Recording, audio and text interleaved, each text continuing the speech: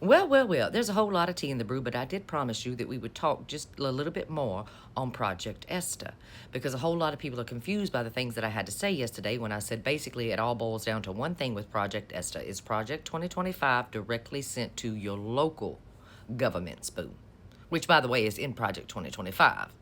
Working on a local level. Now, the reason this confused some of y'all is because if you go to the Heritage Foundation and you look up Project 2025, you're going to see this whole little thing about how Project 2025 is specifically about protecting people in America from anti-Semitism. That's propaganda in and of itself. Every bit of that was propaganda. At the end of the day, this has nothing to do with protecting Americans from anti-Semitism and terrorism.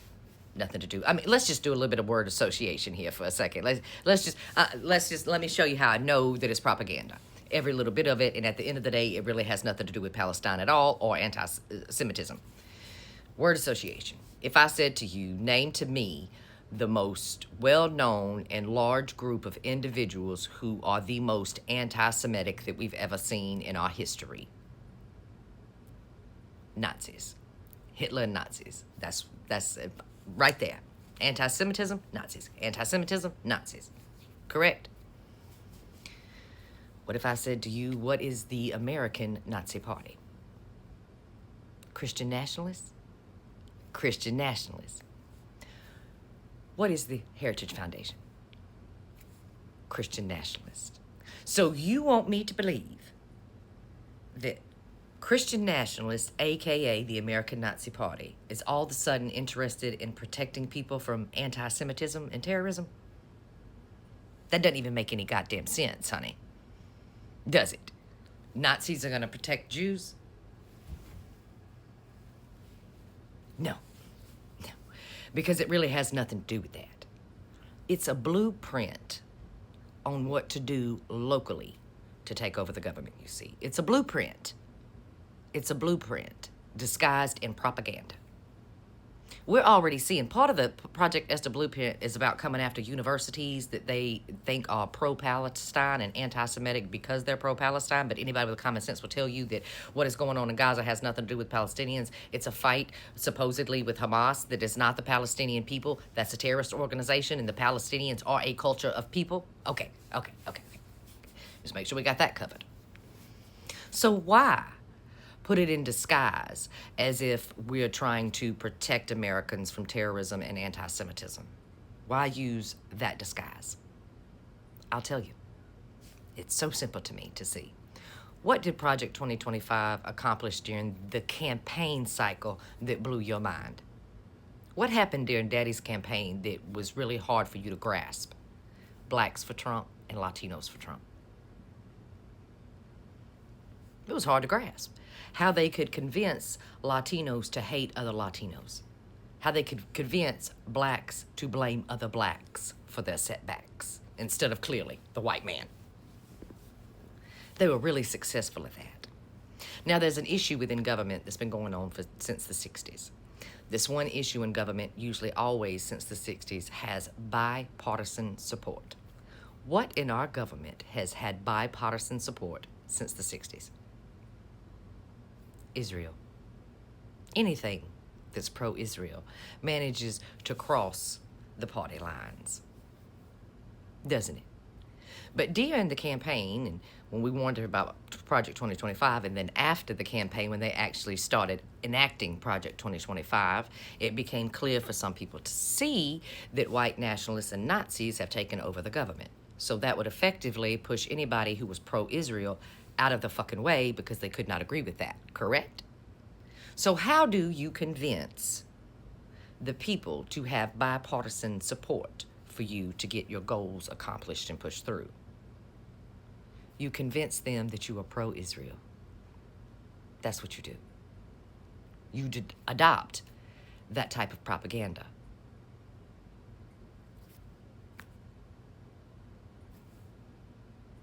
So they're going to use Project Esther to confuse Jews.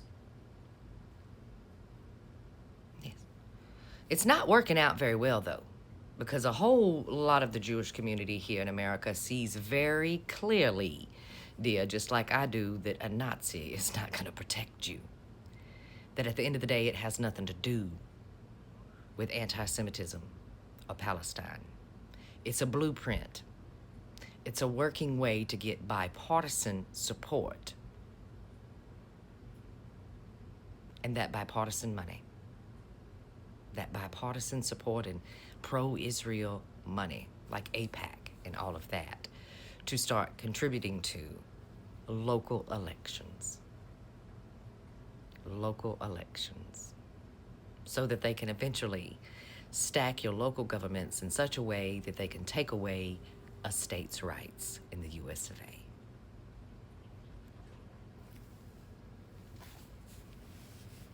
They hit a wall with Project 2025. This is their way of knocking that wall down. They need that money, and they need that bipartisan influence that comes with being pro-Israel. Which, by the way, these days is pro-G-side. That's what Project Esther's about. Confusion, propaganda, money, control, and all of that. Just like Project 2025. They're not going to lay out there on the Heritage Foundation's website their real plans for you to view upon. Just their propaganda that they're going to use to enact their plan. And they're going to need bipartisan support and money to do this. And that's how they're going to get it. By acting like they care about Jewish people. Imagine that. Nazis protecting Jews. Come the fuck on now, honey. Now, clearly, at the top of the agenda is the G side of the Palestinian people. And if they can get that done in the United States through universities and everywhere else, eradicating these people, then clearly the blueprint works. And they'll be able to start. And they've already started, by the way. They've already started. You're going to find out that some really small-time candidates and small-time places are receiving really large donations from pro-Israel foundations. Project Esther. Anyway, I've got a whole lot more that I need to do today, so I'm going to hop off of here, and maybe, dear, we'll break it down even more clearly than that, but I really don't think you need it any more clear than that. I mean, do we have to go through every single last detail for you to connect the dots here? Nazis don't protect Jews. Project Esther is meant to abuse. It's a blueprint. If they can do it to the Palestinians, they can do it to you. And they're already starting to. Encourage your Democratic... Oh, and another thing I wanted to say. Y'all remember last week, Marjorie Taylor Greene, the love child of Hulk Hogan and Ric Flair, decided to draft up a bill up there on Capitol Hill to cut funding for Israel? You remember that? Because some people are like, are we in the upside down? What is she doing? I can't believe she's saying this. Baby, Marjorie was directed that way, and she don't even know she was directed that way. Marjorie's too dull to see that she did not make that decision on her own. No, no, no, no. The best way to convince the Democrat and those that are pro-Israel to jump on board with Project Esther is to put something out there in the everywheres that would say that the GOP and the Republicans are against Israel. So here you have Marjorie Taylor Greene thinking she come to the conclusion all on her own that Israel was getting too much money. She has no idea, because she's very dull, dear, that she was actually led to do that in order to further convince the Democrats to be pro-Israel because they're so against Daddy Dumpy Pants. Did you understand what I just said there? Okay. Poor Marjorie. Poor Marjorie. She thinks she came up with that all on her own. Bless her heart. But either way, let me get off of here. I got other things I got to do today. We'll be back in just a little while with some more tea expeditiously.